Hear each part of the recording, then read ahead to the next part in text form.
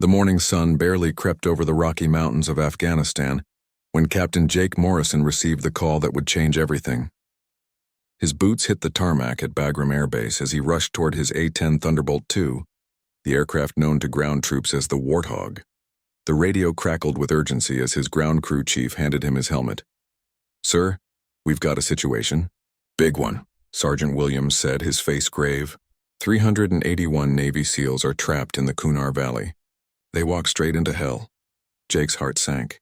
The Kunar Valley was known as the Valley of Death among military personnel.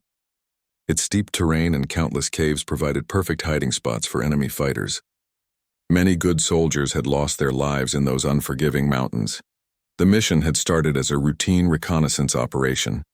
SEAL Team Alpha, comprising multiple units, was tasked with gathering intelligence on enemy movement in the region.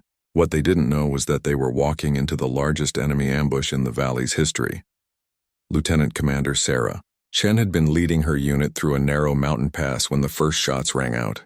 The crack of AK-47s echoed off the canyon walls like thunder. Within seconds, muzzle flashes erupted from every direction. The SEALs found themselves surrounded by over 2,000 enemy fighters who had been waiting for weeks.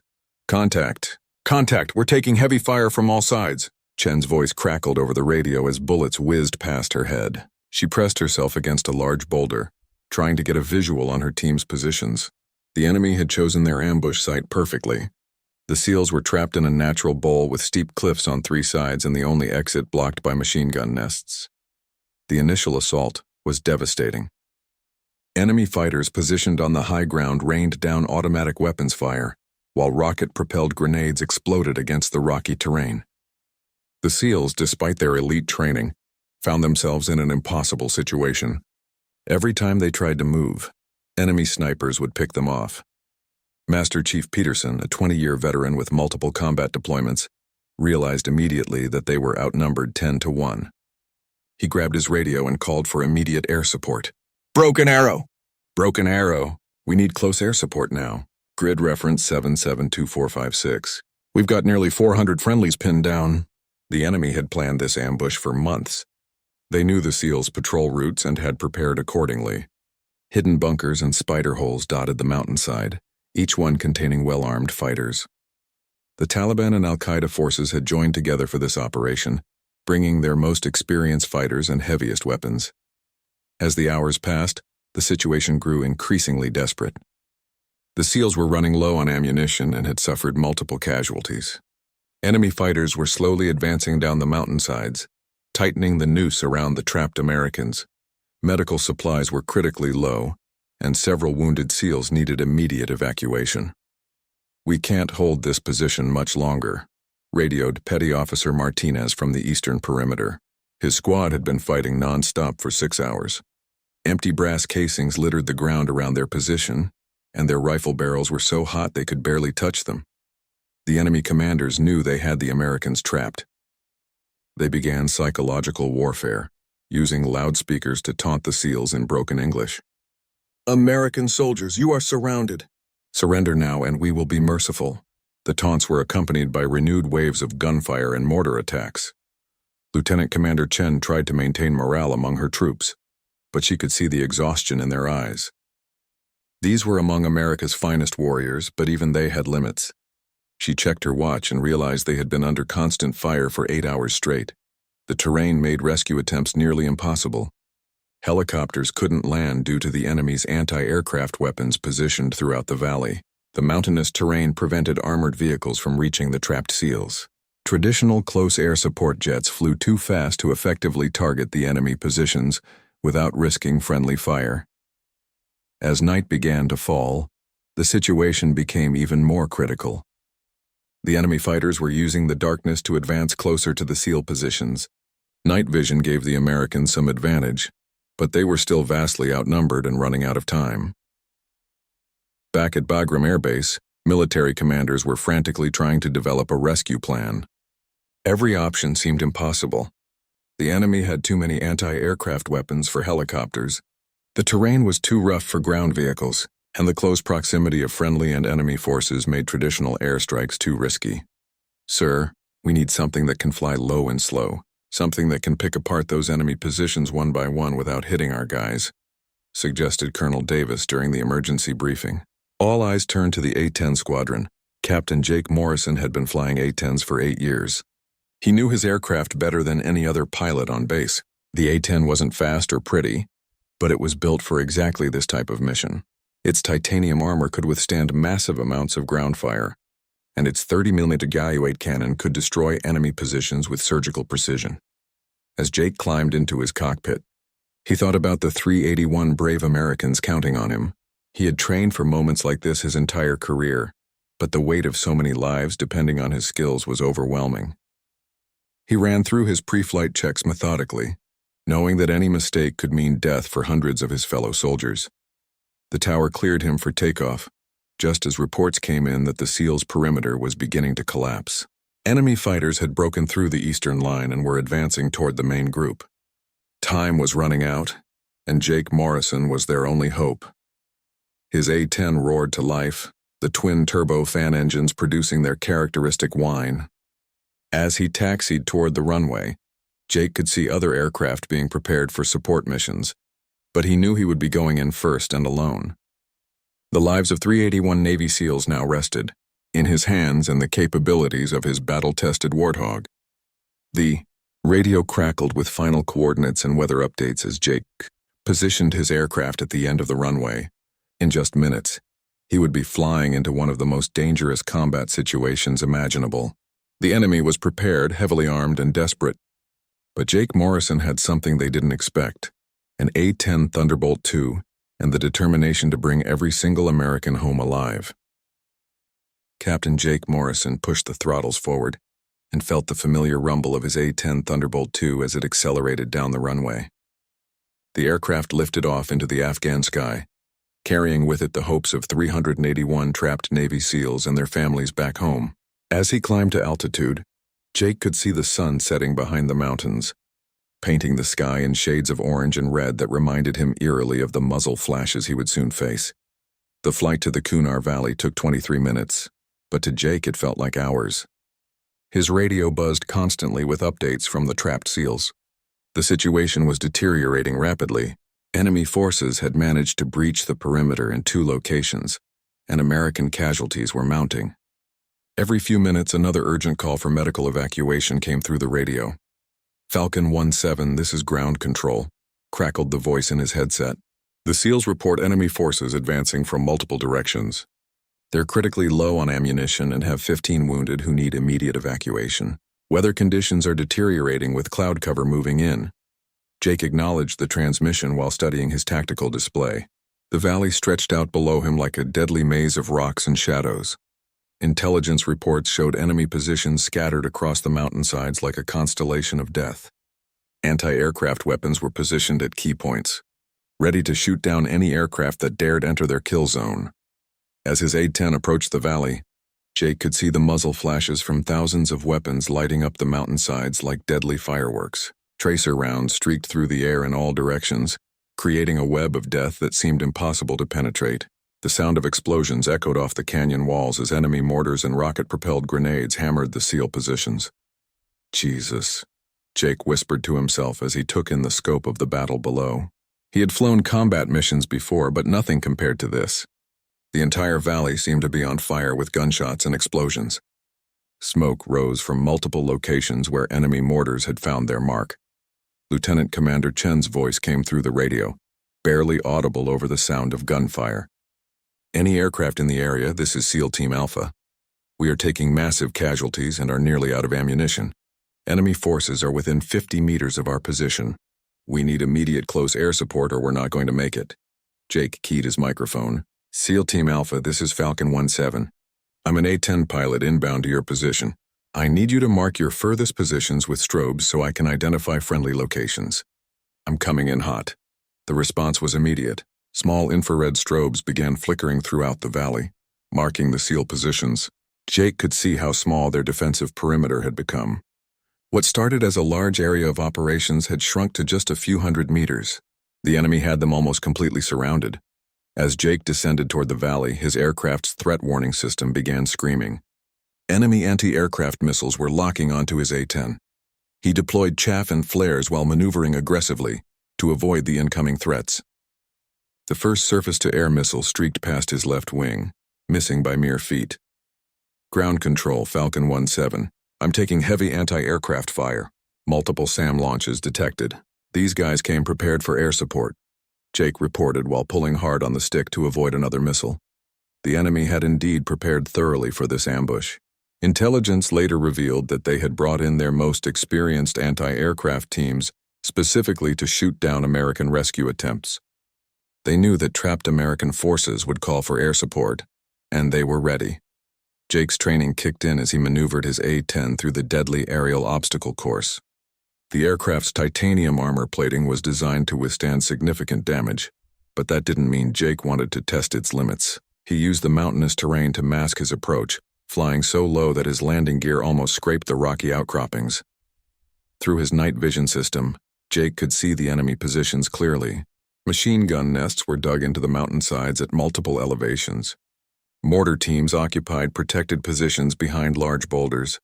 Snipers had concealed themselves in caves and crevices throughout the valley walls. It was a perfectly orchestrated killing field. The most dangerous threat came from the enemy's anti-aircraft artillery positions. They had positioned 23mm and 37mm anti-aircraft guns at strategic locations throughout the valley. These weapons could fill the air with explosive shells, making it nearly impossible for aircraft to operate safely in the area. Jake identified his first target, a machine gun nest that was pouring fire down onto the eastern SEAL position. He lined up his approach carefully, knowing that accuracy was crucial. The friendly and enemy forces were so close together that even a small mistake could result in American casualties. SEAL Team Alpha, Falcon 1-7, is beginning attack runs. Keep your heads down and stay marked with strobes. This is going to be danger close, Jake transmitted as he rolled into his first attack. The A-10's GAU 830mm cannon was a marvel of engineering. Capable of firing 3,900 rounds per minute, it could destroy enemy positions with incredible precision. Each depleted uranium round could penetrate armor and concrete with devastating effect. The cannon was so powerful that it actually slowed the aircraft down when fired. Jake's first burst lasted just 2 seconds, but it was enough to completely destroy the machine gun nest. The 30mm rounds tore through the enemy position, silencing the weapons that had been terrorizing the SEALs for hours. Chunks of rock and debris flew through the air as the high explosive rounds detonated. Good hit, that machine gun nest is destroyed, came the excited voice of Master Chief Peterson over the radio. For the first time in hours, the SEALs had reason for hope. But Jake's attack had also revealed his position to every enemy fighter in the valley. Anti-aircraft fire immediately began tracking toward his A-10. Tracer rounds filled the air around his aircraft like deadly fireflies. The sound of bullets striking his armored fuselage was clearly audible in the cockpit. Jake pulled hard to the right, using a rocky ridge to break the enemy's line of sight. His aircraft shuddered as several anti-aircraft rounds found their mark, but the A-10's legendary toughness kept him in the air. Warning lights began flashing on his instrument panel, indicating minor damage to non-critical systems. The enemy had positioned their forces brilliantly. Every time Jake attacked one position, he exposed himself to fire from multiple other locations. It was like fighting a hydra. Destroy one head and 2 more would attack. The enemy commanders had clearly studied American close air support tactics and had prepared accordingly. As Jake maneuvered for his next attack, he could hear the desperation in the SEAL ground commander's voice. Falcon 1-7, we've got enemy forces within 30 meters of our position. They're preparing for a final assault. We need you to hit the positions on the North Ridge immediately. Jake looked at his fuel gauge and ammunition counter. He had enough for several more attack runs, but he would need to make each one count. The lives of 381 American warriors depended on his ability to break the enemy's stranglehold on the valley. As he lined up for his next attack, Jake Morrison knew that failure was not an option. Captain Jake Morrison banked his A-10 sharply to the left, using the cover of a massive rock formation to avoid the streams of anti-aircraft fire that lit up the night sky like deadly fireworks. His aircraft had taken several hits, but the legendary toughness of the Warthog kept him airborne. Warning lights flickered on his instrument panel, but Jake ignored them. Right now, nothing mattered except the 381 Navy SEALs fighting for their lives below. Through his night vision system, Jake could see the enemy forces moving closer to the SEAL positions. Dark figures crept from boulder to boulder, advancing steadily toward the shrinking American perimeter. The enemy commanders were coordinating a final assault that would overwhelm the exhausted SEALs through sheer numbers. Falcon 1-7, this is SEAL Team Alpha Actual. Lieutenant Commander Chen's voice crackled through the radio, barely audible over the constant gunfire. Enemy forces are massing for a final push. We count at least 300 fighters moving toward our position from the North Ridge. We're almost out of ammunition and have 22 wounded who can't fight. Jake's jaw tightened as he processed the situation. The mathematics were brutal. Even elite Navy SEALs couldn't hold against those odds with limited ammunition. He needed to break the enemy's attack before it could begin, but the anti-aircraft positions made any direct approach suicidal. The enemy had learned from earlier American air operations in Afghanistan. They had positioned their heavy weapons to create overlapping fields of fire that made it nearly impossible for aircraft to attack without taking massive damage. Every approach route was covered by multiple anti-aircraft guns and missile systems. Jake studied his tactical display, looking for any weakness in the enemy's defensive setup. Then he spotted it, a narrow canyon that ran along the eastern edge of the valley. It was barely wide enough for his A-10, and the approach would be incredibly dangerous, but it might allow him to get behind the enemy's main defensive line. Ground control, Falcon 1-7. I'm going to attempt a low-level attack through the eastern canyon. If I don't make it through, get someone else up here fast. These SEALs can't hold much longer, Jake transmitted as he dropped his A-10 down to just 50 feet above the rocky terrain. The canyon walls flashed past on both sides of his aircraft, so close that Jake could see individual rocks and crevices in the mountainside. Flying this low at night was incredibly dangerous even without enemy fire, but it was the only way to avoid the anti-aircraft weapons positioned on the higher elevations. As Jake emerged from the canyon behind the enemy lines, he had a clear view of their positions. Hundreds of fighters were advancing down the mountainside toward the trapped SEALs. Machine gun teams provided covering fire while mortar crews adjusted their aim. It was a well-coordinated assault that would have succeeded against any conventional force, but the enemy hadn't planned for an A-10 attack from their rear. Jake lined up his first target, a group of enemy fighters who were setting up a heavy machine gun just 200 meters from the SEAL perimeter. He squeezed the trigger on his Ju-8 cannon and the massive weapon roared to life. The sound was like thunder mixed with a chainsaw, a noise that struck fear into the hearts of enemy fighters throughout the valley. 30mm rounds tore through the enemy position with devastating effect. The depleted uranium projectiles shredded everything in their path, turning the machine gun team and their weapon into scattered debris. The psychological impact was immediate. Enemy fighters throughout the area began looking over their shoulders instead of focusing on their assault. Outstanding. Outstanding. You got them! Master Chief Peterson's voice boomed over the radio. Keep it coming, Falcon 1-7. You're tearing them apart. But Jake's attack had also alerted every enemy fighter in the valley to his presence. Anti-aircraft fire began tracking toward his position from multiple directions. The air around his A-10 filled with tracer rounds and explosive shells as the enemy desperately tried to shoot down their tormentor. Jake pulled hard on the stick, climbing rapidly while deploying flares to confuse any heat-seeking missiles. His aircraft shuddered as several anti-aircraft rounds found their mark, punching holes in his wings and fuselage. The A-10's titanium armor absorbed most of the damage, but Jake could feel the aircraft becoming less responsive. The enemy's anti-aircraft fire was incredibly intense. 23mm and 37mm shells exploded all around Jake's A-10, filling the air with deadly shrapnel. Several rounds struck his right engine, causing it to flame out and forcing him to continue his mission on single-engine power. Despite the damage, Jake pressed his attack. He identified another target, a mortar team that had been dropping rounds directly onto the SEAL positions for hours. These mortars had caused most of the American casualties and needed to be eliminated immediately. Jake rolled into a steep dive, lining up his cannon on the mortar position. The enemy crew spotted his approach and began running for cover, but they were too late. Another burst from the Ju-8 cannon obliterated the mortar and its crew, sending chunks of metal and rock flying through the air. Mortar position is destroyed, reported Petty Officer Martinez from the eastern perimeter. We're not taking incoming mortar fire anymore. The destruction of the mortar position had an immediate impact on SEAL morale. For the first time in hours, they weren't being constantly bombarded by high-explosive shells. Several wounded SEALs who had been unable to return fire were now able to rejoin the fight. Jake's next target was the most dangerous, an anti-aircraft artillery position that had been tracking his every move.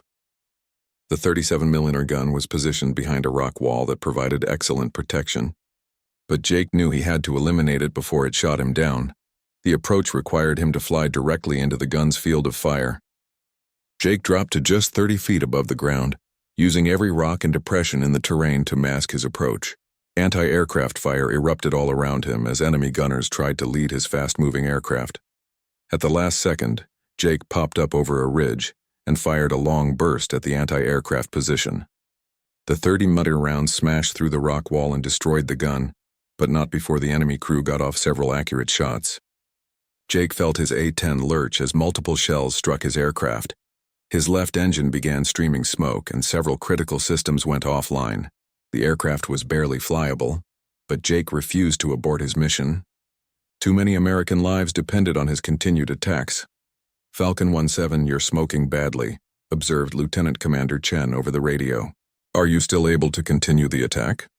Jake checked his instruments and found that while his A-10 was severely damaged, it was still capable of fighting.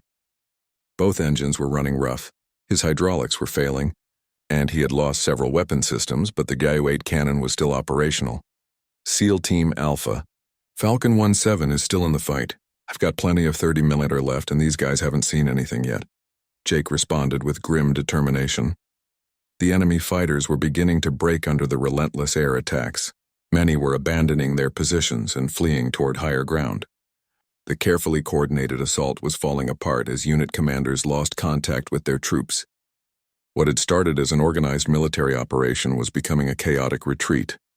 Jake pressed his advantage, attacking enemy positions throughout the valley.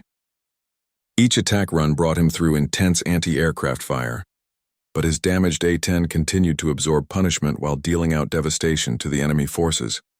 The tide of battle was beginning to turn, but Jake knew the fight was far from over. The enemy still had hundreds of fighters in the valley, and his aircraft was barely holding together. The next phase of the battle would test both his flying skills and the legendary toughness of his A-10 Thunderbolt II to their absolute limits. Captain Jake Morrison's A-10 Thunderbolt II was a flying wreck, but it was still a deadly wreck. Black smoke poured from both engines, hydraulic fluid leaked from dozens of holes in the fuselage, and half of his instrument panel had gone dark. Yet the massive Gyu-8 cannon remained operational, and Jake had no intention of leaving the fight while American lives hung in the balance. The enemy forces in the valley were reeling from the unexpected air attack, but their commanders were working frantically to reorganize their troops. Through his damaged night vision system, Jake could see enemy fighters repositioning to new defensive positions higher up the mountainsides. They were trying to create a new kill zone that would trap the SEALs while providing better protection from air attack. "Falcon 17, this is SEAL Team Alpha." Lieutenant Commander Chen's voice came through the radio. "We can see enemy forces massing on the western ridge.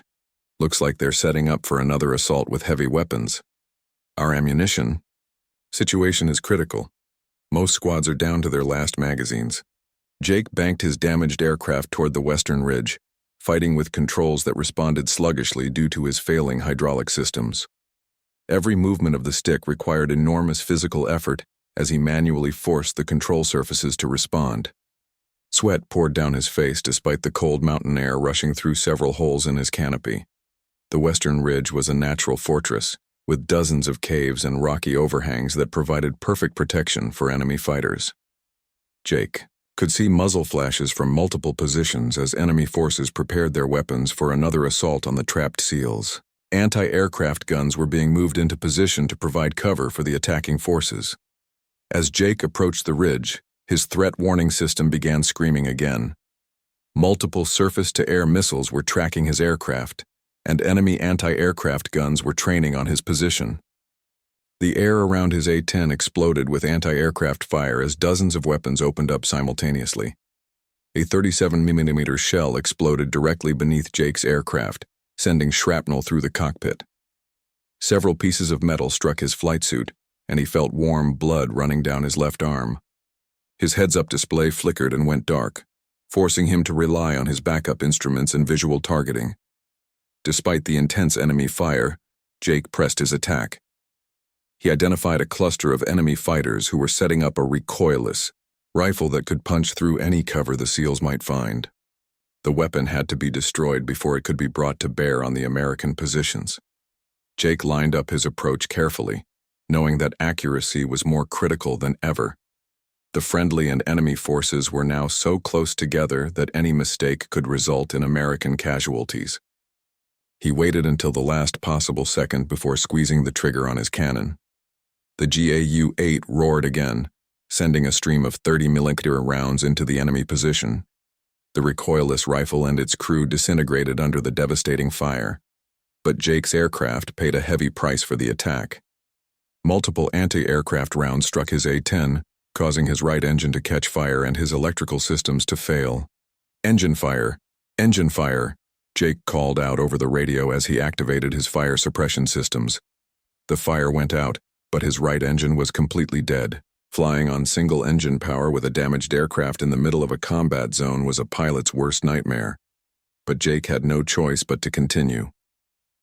Master Chief Peterson's voice crackled over the radio. "Falcon 1-7, that was a direct hit on the recoilless rifle. Outstanding work, but we can see you're on fire up there. Are you going to be able to continue?" Jake checked his remaining systems and found that while his A-10 was severely damaged, the GAU-8 cannon was still functional.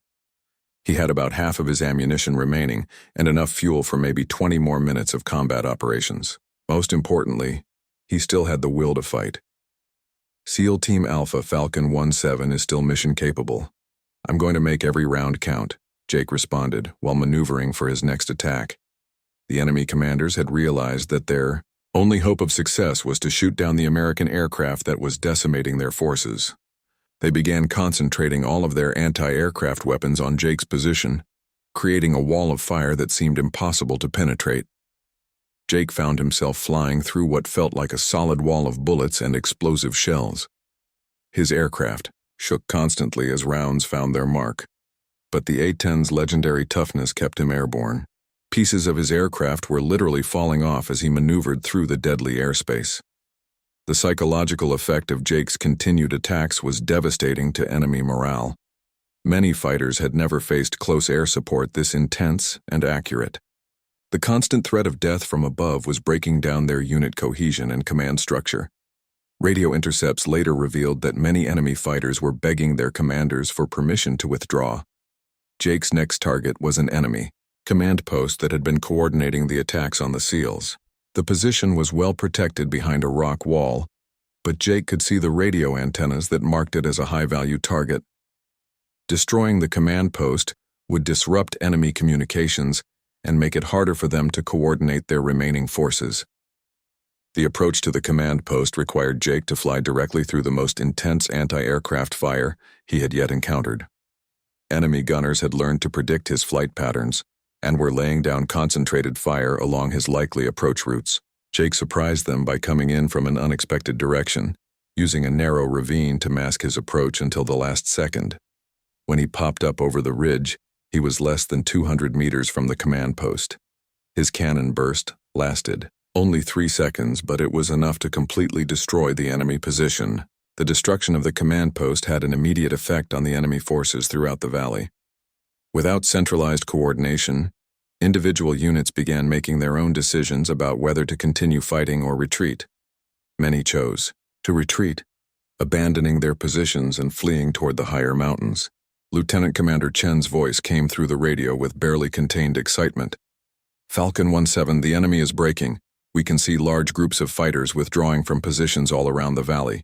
You're winning this fight." But Jake knew the battle wasn't over yet.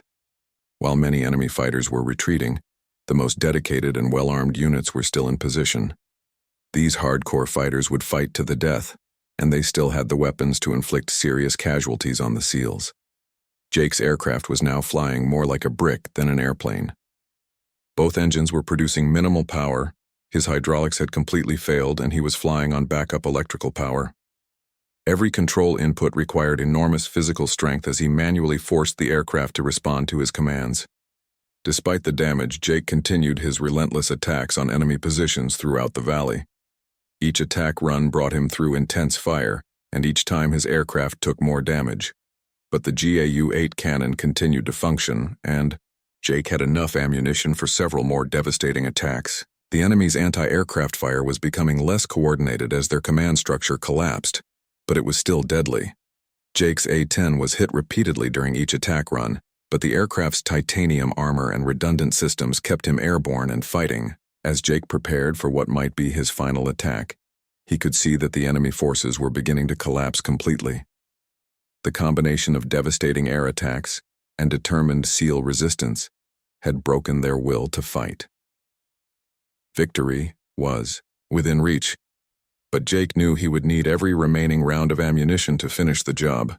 Captain Jake Morrison's A-10 was held together more by determination than metal at this point. The aircraft had taken over 200 hits from enemy fire. Both engines were running rough and fuel was leaking from multiple punctures in his tanks. Yet Jake refused to consider retreat while 381 Navy SEALs still needed his protection.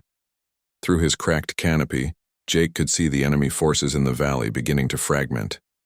What had started as a coordinated assault by over 2,000 fighters was breaking down into small groups of desperate men trying to escape the relentless air attacks. But the most dangerous enemies were still fighting, the hardcore fighters who would rather die than retreat. Falcon 1-7, this is SEAL Team Alpha. Lieutenant Commander Chen's voice crackled through the damaged radio system. We're seeing enemy movement on the South Ridge. Looks like they're trying to set up a final stronghold up there. We count at least 50 fighters with heavy weapons moving into position. Jake turned his battered A-10 toward the South Ridge, fighting controls that barely responded to his inputs. His stick felt like it was moving through molasses, and every maneuver required tremendous physical effort. Blood from his shrapnel wounds had soaked through his flight suit, but adrenaline kept him focused on the mission. The South Ridge was the highest point in the valley, offering commanding views of all the SEAL positions below. If the enemy could establish a strong defensive position there, they could rain down fire on the Americans for hours. Jake knew he had to prevent them from consolidating their forces on the ridge. As he approached the South Ridge, Jake's fuel warning light began flashing red. He had maybe 10 minutes of flying time remaining, and that was if he didn't push his engines too hard. Every gallon of fuel was precious now, but Jake couldn't afford to conserve it while American lives were at stake. The enemy fighters on the ridge had learned from watching their comrades get destroyed throughout the valley. They had positioned their anti-aircraft weapons to create interlocking fields of fire that would make any attack extremely costly. Jake could see at least 6 heavy machine gun positions and 2 anti-aircraft artillery pieces waiting for him. Ground control, Falcon 1-7, Jake transmitted. I'm running low on fuel and ammunition. This is going to be my final attack run. I'm going to make it count.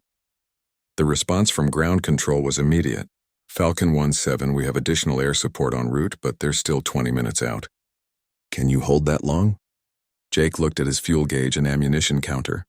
He had enough 30mm rounds for maybe 2 more sustained bursts, and his fuel situation was critical. 20 minutes was impossible, but he might be able to buy the SEALs 10 more minutes of protection. Negative, ground control. I've got fuel for 1 more attack, maybe 2 if I'm lucky, but I'm going to clear that ridge before I leave, Jake replied with grim determination. Master Chief Peterson's voice joined the conversation. Falcon 1-7, you've already done more than anyone could ask. You've saved hundreds of lives today. Don't throw your life away on a suicide run.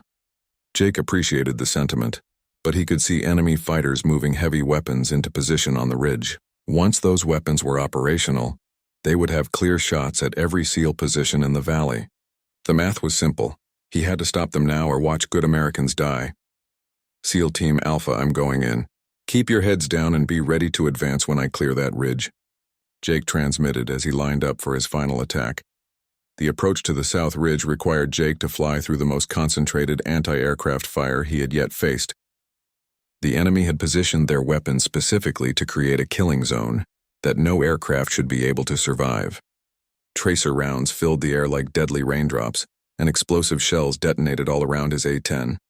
Jake's aircraft was hit repeatedly during the approach. A 23mm shell exploded directly under his left wing, tearing a massive hole in the fuel tank and causing his remaining engine to sputter. His canopy shattered completely, filling the cockpit with freezing mountain air and making it almost impossible to see his instruments. But Jake pressed on, guided more by instinct than instrumentation. He could see the enemy fighters scrambling to get their heavy weapons into firing position. A few more seconds and they would have clear shots at the trapped SEALs below. Jake squeezed the trigger on his GAU-8 cannon for what he knew might be the last time. The massive weapon roared, sending a stream of 30mm depleted uranium rounds into the enemy positions on the ridge. The results were devastating. Enemy fighters and their weapons disintegrated under the withering fire. The first burst destroyed a heavy machine gun nest and scattered the crew of a nearby mortar. Jake adjusted his aim and fired again, this time targeting the anti-aircraft artillery that had been tracking his approach. The 37-meter gun and its crew vanished in a cloud of smoke and debris. Direct hits, shouted Petty Officer Martinez over the radio. The ridge is clear. Enemy forces are running. But Jake's final attack had come at a terrible cost. His last engine finally gave up completely, and his A-10 began gliding silently through the night sky. Warning lights filled his instrument panel as system after system failed. The aircraft that had carried him through dozens of combat missions was dying around him. Jake tried to restart his engines, but there was no response. His fuel lines had been severed by enemy fire, and what little fuel remained was leaking out through holes in his tanks. He was now flying a 30,000-pound glider in mountainous terrain at night. Mayday. Mayday, Falcon 17 is going down, Jake called over the radio. Both engines are out, and I'm looking for a place to set this bird down. The valley floor was covered with rocks and boulders that would tear his aircraft apart on impact. Jake scanned the terrain desperately, looking for any flat area where he might have a chance of survival. Finally, he spotted a narrow strip of relatively flat ground about 2 miles from the SEAL positions. Lieutenant Commander Chen's voice came through the radio with deep concern. Falcon 17, we're going to come get you. Just hold on until we can reach your position. Jake appreciated the offer, but he knew the SEALs couldn't spare any personnel for a rescue mission. They were still surrounded by enemy forces and low on ammunition. Negative, SEAL Team Alpha. You stay in position and take care of your wounded. I can handle this. As Jake prepared for what would likely be a crash landing, he reflected on the events of the past few hours. When he had taken off from Bagram Air Base, 381 Navy SEALs had been trapped and facing certain death. Now, thanks to his attacks, the enemy forces were scattered and demoralized. The SEALs had a fighting chance. Jake's A-10 was now gliding at just 200 feet above the valley floor. The landing strip he had chosen was rapidly approaching, and he could see that it was even rougher than it had appeared from altitude. Large rocks and holes dotted the surface, making a safe landing nearly impossible. This is going to hurt, Jake muttered to himself as he prepared for impact. At the last second, Jake pulled back on the stick to flare his aircraft and reduce his rate of descent. The A-10 hit the ground hard, bouncing twice before settling onto the rocky surface. The landing gear collapsed immediately, and the aircraft slid forward on its belly, throwing up a shower of sparks and debris. The sound of grinding metal filled the air as Jake's A-10 scraped across the rocky ground for what seemed like forever. Finally, the aircraft came to rest against a large boulder, its nose crumpled but its cockpit intact. Jake sat in his destroyed aircraft for several seconds, amazed to be alive. Then he began the process of shutting down his systems and preparing to evacuate. His radio was still working, barely. SEAL Team Alpha, Falcon 17 is down but alive. Aircraft is destroyed but pilot is mobile. How's your situation? The response was immediate and filled with relief. Falcon 17, outstanding work. Enemy forces are in full retreat. We count over 300 fighters fleeing toward the high mountains. You broke their back. Jake climbed out of his wrecked A-10 and looked back at the aircraft that had carried him through the most intense combat of his career. The Warthog was a twisted wreck of metal, but it had done its job. Every one of those 381 SEALs would be going home to their families because of what this remarkable aircraft had accomplished. As Jake checked his survival gear and prepared for what might be a long wait for rescue, he could hear the sound of gunfire in the valley beginning to diminish. The tide of battle had turned decisively in favor of the Americans. The enemy's carefully planned ambush had been shattered by one determined A-10 pilot and his indestructible Warthog. The legend of Captain Jake Morrison and his heroic rescue of 381 Navy SEALs was just beginning. But Jake was already thinking about his next mission. Somewhere out there, other American forces might need the unique capabilities of the A-10 Thunderbolt II, and Jake Morrison would be ready to answer that call. Captain Jake Morrison sat on a boulder next to his destroyed A-10 Thunderbolt II, watching the sun rise over the Kunar Valley. The aircraft that had carried him through the most intense combat mission of his career was now a twisted wreck of metal and wires. But it had accomplished something remarkable.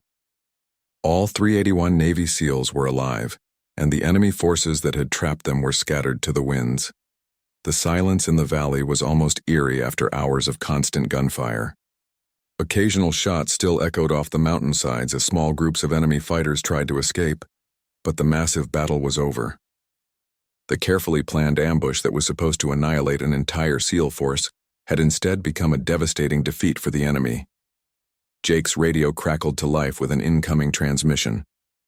Falcon 1-7, this is Rescue 1-1, a Black Hawk inbound to your position. We've got medical personnel on board and orders to get you out of there. What's your condition? Jake looked down at his blood-soaked flight suit and the various cuts and bruises he had sustained during the mission. Rescue 1-1 pilot is ambulatory with minor injuries. I'm ready for pickup whenever you arrive. While waiting for the rescue helicopter, Jake reflected on the events of the past 12 hours. When he had first received the emergency call at Bagram Air Base, the situation had seemed hopeless. 381 of America's finest warriors trapped in a valley with over 2,000 enemy fighters, closing in for the kill. Every conventional rescue option had been ruled out as impossible. But the A-10 Thunderbolt II wasn't a conventional aircraft. It was specifically designed for exactly this type of mission, providing close air support to ground forces in the most dangerous circumstances. The aircraft's legendary toughness had allowed Jake to continue fighting even after taking hundreds of hits from enemy fire. Lieutenant Commander Chen's voice came through Jake's radio. Falcon 1-7, SEAL Team Alpha wants you to know that every single one of our people is accounted for. We have wounded but no KIA. You saved 381 American lives today. The words hit Jake harder than any enemy fire had. Saving lives was why he had become a pilot in the first place.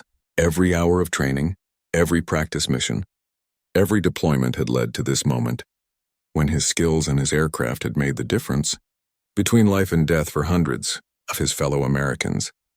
The sound of rotor blades filled the air as the rescue Black Hawk approached Jake's position. As the helicopter landed, kicking up dust and debris, Jake took one last look at his destroyed A-10. The aircraft had absorbed an incredible amount of damage, over 200 bullet holes. Both engines destroyed, hydraulics failed, and most of the electrical system shot out, yet it had continued flying until the mission was complete. The Black Hawk's crew chief jumped out and ran toward Jake. "Sir, are you injured? Can you walk to the aircraft?" Jake stood up and walked steadily toward the helicopter. "I'm fine, Sergeant. Just get me out of here so someone can start putting this bird back together." As the Black Hawk lifted off from the valley floor, Jake could see the full scope of the battlefield below.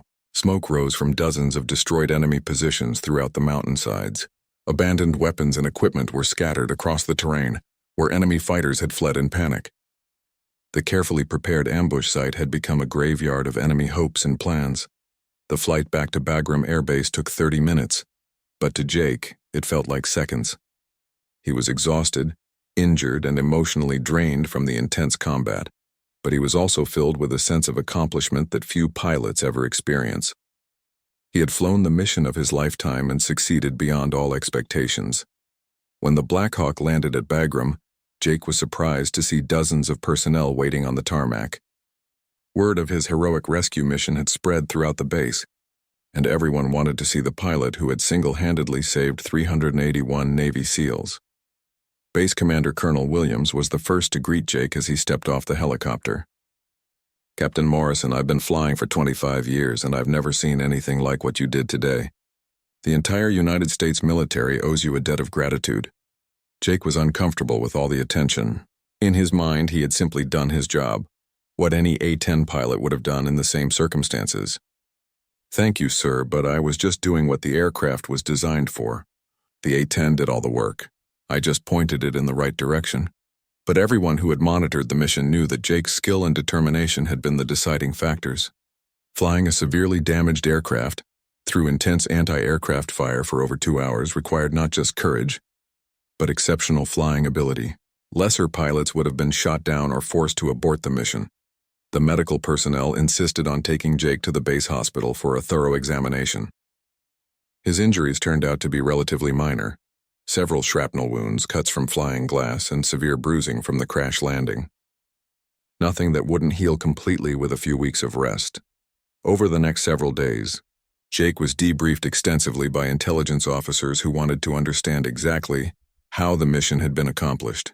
The enemy had prepared what they considered to be a foolproof ambush, using terrain and superior numbers to create an impossible situation.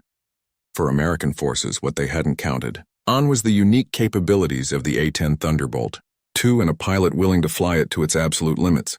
Jake's ability to operate effectively in the most dangerous airspace imaginable had turned certain defeat into overwhelming victory. The 381 Navy SEALs who had been rescued began arriving back at Bagram over the next several days. Many of them made a point of seeking out Jake to personally thank him for saving their lives. These hardened warriors, who rarely showed emotion, were openly moved by what the A-10 pilot had done for them. Master Chief Peterson, the senior enlisted SEAL on the mission, presented Jake with a special gift, a SEAL trident pin that had belonged to a legendary SEAL who had died in combat years earlier. "Captain Morrison, you fought like a SEAL today. You never quit and you never left us behind." Jake was deeply honored by the gesture. He knew that SEALs didn't give their respect lightly, and to be accepted as one of their own was the highest compliment he could receive. 3 weeks later, Jake stood in the Pentagon as the Secretary of Defense pinned the Medal of Honor on his chest. The citation read, "For conspicuous gallantry and intrepidity, at the risk of his life above and beyond the call of duty, while flying in support of combat operations against an armed enemy of the United States." But for Jake Morrison, the real reward wasn't the medal or the recognition. It was knowing that 381 American warriors had gone home to their families because he had refused to quit when the mission seemed impossible. That knowledge would sustain him for the rest of his life, and it would inspire future generations of A-10 pilots to follow his example of courage, skill, and determination in the face of overwhelming odds. The legend of Captain Jake Morrison and his heroic rescue of 381 Navy SEALs became part of A-10 lore, told and retold in ready rooms and pilot training schools around the world, but Jake himself remained humble about his accomplishments, always insisting that he had simply done what any pilot would do when American lives were at stake. In the end, that humble attitude was perhaps what made him the perfect person to fly that impossible mission on that terrible night in the Kunar Valley.